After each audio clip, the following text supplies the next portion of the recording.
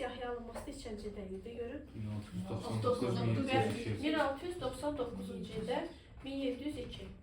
Siyahıya alınmanın qurban nəticəsi nə olmuşdu? Siyahıya alınmanın nəticəsi vergilər artırılmışdı. Ay sonra, vergilərin artırılmasına qarşı ilk üsyan harada baş vermişdi sən? Carbalakəndə. Neçə yazıram? 1707-1711. İndi qurban, sən nə görür? Bu Carbalakənd üsyanı baş verəndə nəyə görə baş verdi bu üsyan? Şimalda müdafiə edənlərin maaşlarının birdən kəsilməsi səbəbindən. Bəli, şimal sərhədlərini qoruyan şəxslərin maaşları kəsilir. Bu zamanda üsyan qaldırıb Şirvan Bəylərbəyi kim öldürürlər? Həsən Əli bəyi öldürəcəklər, elə deyilmi? Qəndəhar üsyanı Məhəbbətli neçənci ildə baş verdi? 1709. Kimlər tərəfindən? Əfqanlar. Ay sağ ol, 1709 üsyanını qeyd edirəm. Hacı Davudun başçılığı ilə ailə 2 dəfə üsyan baş verir. Ay sağ ol, 1719-21. Hansı qalib gəlir? 21-də qalib gəlir. Tək idi, yoxsa müttəfiqləri var idi? Bəli, Sulxay xanla Əhməd xan onun müttəfiqləri idi. Elə deyilmi? 19 məğlub olur, həbs olunur, 21-də qalib gəlir, haran ələ keçirir. Dərbənd Bakı və Gəncə gedirdi, amma uğursuz olacaq. Hə, bax Şirvanı tutur, daha sonra bəli, Şirvanı tutur, amma daha sonra deyir, bəli, Dərbənddir, Gəncədir, hara hücum eləmişdi? Bakını tutmağa çalışır, amma baş tutmamışdı. Hacı Davud bu əraziləri ələ keçirmək üçün, bu ərazidə hakim olmaq üçün 2 dövlətə müraciət etmişdir. Rusiya ilə Osmanlı dövləti. 3-cü Əhməd qəli. Yeri gəlmişkən 3-cü Əhmədin hakimiyyət illəri 1703-1700. Ay sağ ol. Onun vəzirinin hakimiyyəti dövrünü necə, nə dövr adlanırdı? Lalə dövr adlanırdı. Ay sağ ol, doğrudur. Hətta məşhur Prut sülh müqaviləsi də onun dövründə imzalanmışdı. Neçənci ildə idi Prutun imzalanması?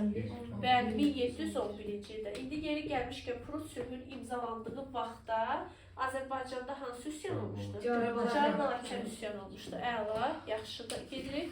Yaxşı, 3-cü Əhməd Hacı Davudla ittifaq qurmağa üstünlük verdi. Çünki deyir, Cənubi Qafqaza işinə və yaxud da Səfəvi dövlətin işinə qarışmaq üçün əlverişli bir məqam yetişmiş olur. Yaxşı, Şah Sultan Hüseynin daxili siyasətindən gəlib danışaq. Şah Sultan Hüseyin neçənci ildə hakimiyyət olmuşdur? 1694-1722-ci ildədir. Yaxşı, daxili siyasətdə əhalini siyahıya aldı. Vergiləri artırdı. Pul böhranının qarşısını almaq üçün neynədir? O dədə babalarının qalan... Bəli.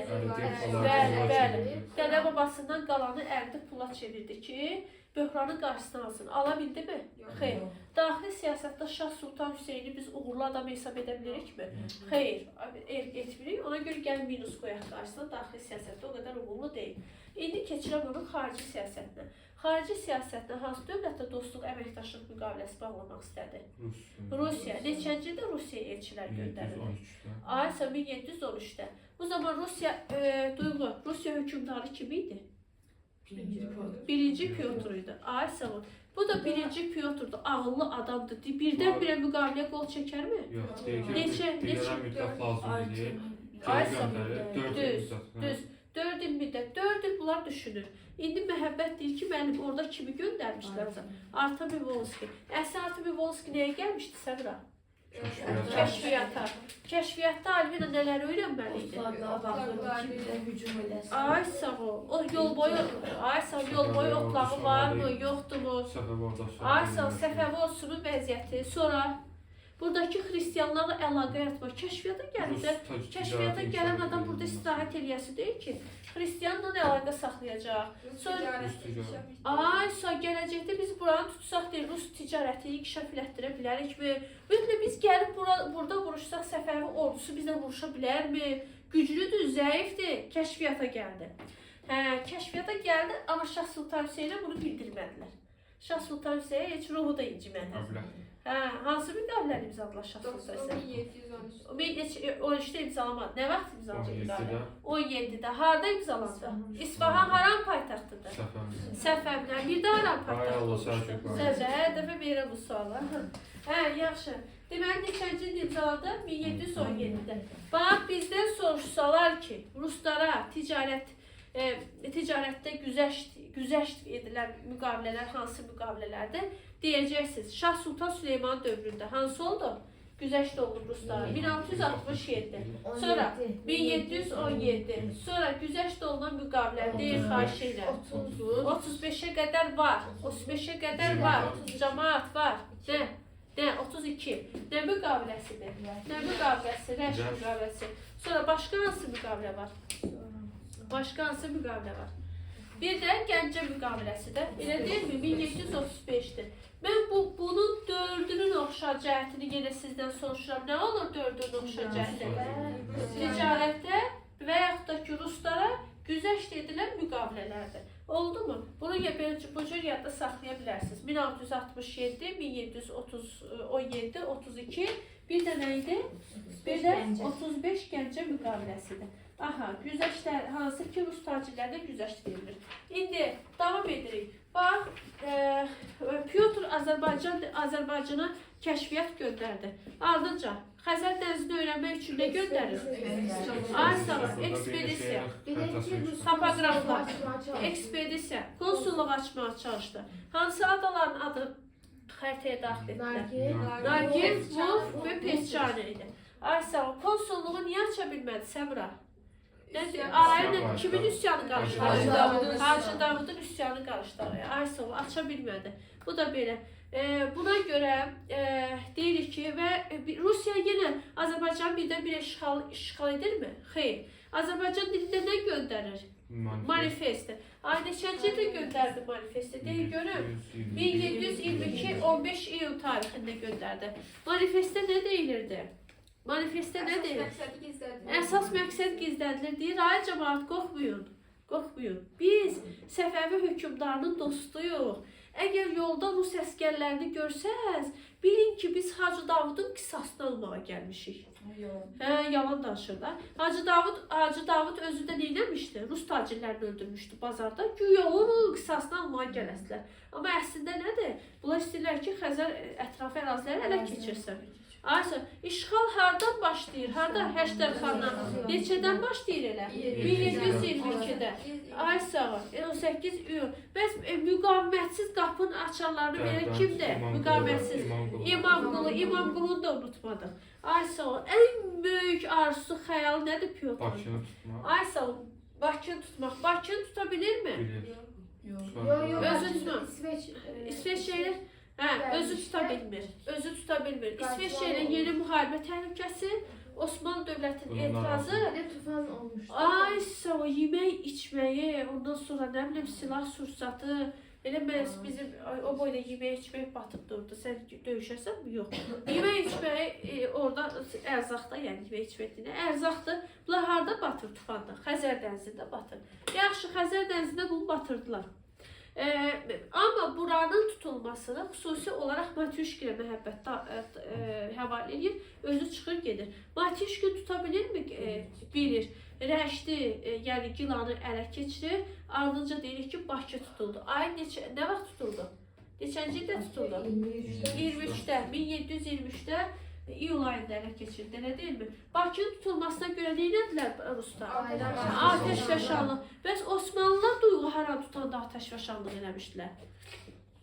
Haranı tutanda ateş və şanlıq eləmişdilər? Harada? Ərdəbili tutanda. Baxın, Bakını tutan kimdir? Ruslar. Bəs Ərdəbili tutan kimdir? Osmanlılardır. Aysava. İndi bax, burada bir dənə, iki dənə bir vəziyyəti ümumiyyətlə aranı qarışdırmaq istəyir iki dənə dövlət var. İngiltərə, Fransa. Osmanlı təhlükə edir ki, sənə ölməyib qardaşın, gir müharibəyə. Gir müharibəyə, Osmanlı da deyir ki, yaxşı girəm müharibəyə. Amma Rusiya girmir müharibəyə, elə deyilmi? Müharibə elan eləmir. Niyə? Qurban niyə girmək istəmir? Çünki İsveçrə müharibə yeni bitmişdi. Zəifləmiş deyəndə xeyli vəsait itirmişdi. Pul vermişdi də, pul itiribdi və yaxud da vəsait itirib deyək də, pul deyəndə. Yəni ordu yorulmuşdu da, yəni İsveçrə ilə müharibədən çıxır. Hansı müqavilə imzalandı? İstanbul müqaviləsi. Peterburq müqaviləsini də soruşmağı unutduq. Bax, Bakı da tutulduqdan sonra, Dərbənd, Gilan, Bakı və Salyan ələ keçirdikdən sonra Peterburq müqaviləsi imzalayır. Peterburq müqaviləsi imzalananda unutmayaq ki, Səfəvi hökmdarı Şah II Təhmasibdir. Şah II Təhmasib müqaviləni qəbul etmir. Bəs yeri gəlmişkən Nadir hansı müqaviləni qəbul etmir? Kirmanşah müqaviləsini qəbul etməmişdi. Bəli. Təhmasib qəbul etməsə də Peterburq müqaviləsinin şərtində deyilir ki, Dərbənddən Gilana qədər olan ərazilər Ruslara veriləcəkdir. Və bir də orada xala xətrin qalmasın deyə bir dənə də maddə. Bəli, formal xarakter daşıyır da o da. Güya gələcəkdə Səfəvilər Əfqanlarla mübarizə aparmaq istəsələr, aparsalar, bu zaman Ruslar Səfəvilərə kömək edəcəkdir. Yaxşı, davam edirik. 1724-də qalmışam. Hansı müqavilədir? İstanbul müqaviləsidir. Bəli, doğrudur. Yaxşı, İstanbul müqaviləsi imzalananda, bax özünüz demişsiniz bayaq, Osmanlı hökmdarı kim idi? Baxın, Osmanlı hökmdarı. 3-cü Əhməd 1703-dən 30-a qədər olan ərazidir. Baxın, Osmanlılar Səmra hansı əraziləri Ruslarda qalmasına razılaşacaqdır? Bayaq dediyimiz, deyin görün, Dərbənddən Gilana qədər olan ərazi. Yerdə qalan ərazilərin böyük bir hissəsi Osmanlıya verilir. Yaxşı, nə yaradılır həmin 1724-cü müqaviləsinə əsasən? Nə yaradılır? Hacı Davudu unutmayın. Cəmaət, Hacı Davudu unutmaq olmaz. 24. Şirvan, bəli, yarım müstəqil Şirvan xanı yaradılır. Xanlığı, həmin kim idi Şirvan xanı? Kimin xan? Hacı Davudun özü idi. Bəli, Hacı Davudun özü idi. Bax, təsəvvür elə ki, bu torpaqlar, bax, özün nəticəyə gəlsin. Səfəvi torpaqları kimlərin təsir altındadır? Kimlər bölüb? Rus bölüb, Osmanlı, sonra Əfqanların özü. Bir də yeri gəlmişkən 1725-ci ildə Osmanlılar tərəfindən tutulan ərazilər hansılar oldu? Təbriz, sonra Gəncə, bir də işğal zonasına daxil olmayan Ərdəbil. Bax, bunlar tutulmuşdu. Bax, özün nəticəyə gəlirsən, Albina. Görürsən ki, Səfəvi torpaqlar bölünüb Əfqan, Səfəvi, Osmanlı. İndi onu azad etmək lazımdır. Azad edəsi şəxsin adı nədir? Hökmdarın adı nədir? Bax, təsəvvür mən o hökmdaram. Kiməm mən? 24-də kimdə hakimiyyətdə? Səfəvilərdə. Təhmasibdir də, niyə demişsiniz? İkinci Təhmasibdir. İkinci Təhmasibdə ordu sahəsində yenilik yaradır. O yeni ordu başçısı gətirir. Kim oldu ordu başçısı? Nadir xan. Neçənci ildə gəldi Nadir? 100 artdı. Nadirin nüfuzu artdı mı? Artdı. Nadir ay sağ ol. Əfqanları çıxartdı. Haranı azad etdi? Heratı azad etdi. Bəli, Xorasanı ay sağ ol. Ərdəbili, bəli, bu ərazilər işğaldan azad etdi. Aç. Yaxşı. Bəs deyə bilərsinizmi? Şuradan keç tarixsinizə. Yaxşı. Deməli, burada Nadir deməli, Nadir'in olmadığı, Nadir getmişdi harada küsyanı yatırmağa? Xorasan. Yəni nüfusu artmışdı. Ay sağ Ona olun. görə də ikinci Təhmasib özü Osmanlıların Müharibəyə girir. məğlub olur. Uduzur. Ay sağ ol, özü müharibəyə girir, uduzur. Hansı müqaviləni imzalayır? Kirmanşah müqaviləsində hansı çay sərhəd olur? Araz çayı. Bəs Dnester çayı harada sərhəd olmuşdu? Dnester çayı. Dnester çayı. Otur. Rus Osmanlı'da hansı müqavilədə idi? Dnester çayı sərhəd idi. Bu klip bizi bir tərin elədi. Ay. Hə? Dnester yazsıda. Yazsı müqaviləsində. Yaxşı, davamını gətirək. Sonra Nadir Səfəvi Ruslarla hansı müqaviləni imzaladı 32 yanvarın Rəş müqaviləsində. Rəş müqaviləsində kimlərə ticarət üstünlüyü verildi? Ruslara. Xəzər dəniz ətraf ərazilər kimlər çıxmalıydı Xəzər əyalətindən? Ruslar çıxmalıdır. Əvəzində Səfəvilər söz verirdi ki, bura kimlər girmir? Osmanlı bu əraziyə girməyəcəkdir. Aha, yaxşı. İndi deyin görüm, 3-cü Abbas kimdir? Səfəvilərin Səfəvilərin 8 aylı uşaqdır, axırıncı. 4. Onun adından idarə edir. Onun adından idarə edirdi. Onun naibi idi, vəkili idi Nadir. Neçənci ilə qədər Duyğun vəkili olur? 36-ya qədər. 3-cü Abbas öldürülür. 36-da hansı qurultay keçirilir? Muğan qurultayı. Harada keçirilir? Suqovşa. Ay sağ ol. Yaxşı, Muğan burada sürgün edilənlər qurban kim oldu? 32. Yerdən qurban deyil. Ona qarşı çıxan ailələr idi. Aha, 30 Ziyadoğlu, 32'ler, Kəbirlilər. Hara sürgün edildilər? Xorasana sürgün edildilər. Doğrudur. Paytaxtı haradır? Məşəddir. Neçə dənə bəylərbəylik var? Şirazda, ay sağ ol, doğrudur. Xorasan idarə edilməsi kimə tapşırmışdı? Rıza Quluya. Yaxşı, Səfəvi dövlət əfşarlar özləri hansı vəzifələri ləğv etdilər? Baş vəzir və sədr əsər. Hərbi islahatda kimləri orduya Bəli, kəsərfata mənfi təsir göstərdi. Bəli, gəmiçilik gəmiçilik zavodu düzəltmək istədi. O cümlədən odlu silah istehsal etməyə, donanma yaratmağa çalışdı. Donanma yarada bildi mi? Xeyr. Hansı dövlətlər Osmanlı ilə baş verən müharibə baş tutmadı. Yaxşı, ona qarşı ilk üsyan, Nadir xana qarşı ilk üsyan harada baş verdi? Astanada. Neçənci ildə baş verdi? 34-də. Carbalakən üsyanı. O zaman Nadir haradaydı? Hindistan'da, bəlkə ay sağ ol. 41'də də üsyan yatırılmışdı. Nadirə qarşı baş verən üsyanlar hansılar idi? 2-ci Sambizə, 3-cü Sambizə. Bir də Şəkidə üsyan baş verdi. Bəli. Yaxşı, bəs deyə bilərsinizmi, Duyğu, 3-cü Sambizəni digər Sambizələrdən fərqləndirən cəhət nədir? 47'de olmuştu. Hə, sonra Təbrizdə olmuşdu. Cəbrdə olmuşdu. Bir də Bu dəfə oğlu yaxın əmisi oğlu tərəfindən yatırılmışdı. Sonra başqa bir dənə də var. Digər Sambizələrdən fərqli olaraq bu Azərbaycan xanlarına fərman göndərmişdi.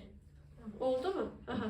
Yaxşı, Şamaxı döyüşündə Məhəmməd hansı Sambizəni məğlub etmişdilər? Şamaxı döyüşündə. 3-cü Sambizə? Yox, 3-cü Sambizə deyil. Birincidir. Bəs 2-ci Sambizəni hansı döyüşdə məğlub edirlər? Bəli, 2-ci Sambizəni məğlub etmişdilər. Bəli. Yaxşı, Nadir neçənci, Hacı Çələbi neçənci ilə müstəqil xanlıq yaratdı? 43-də. Nə vaxt bəs Nadirin hakimiyyətini tanıdı? 46. 46.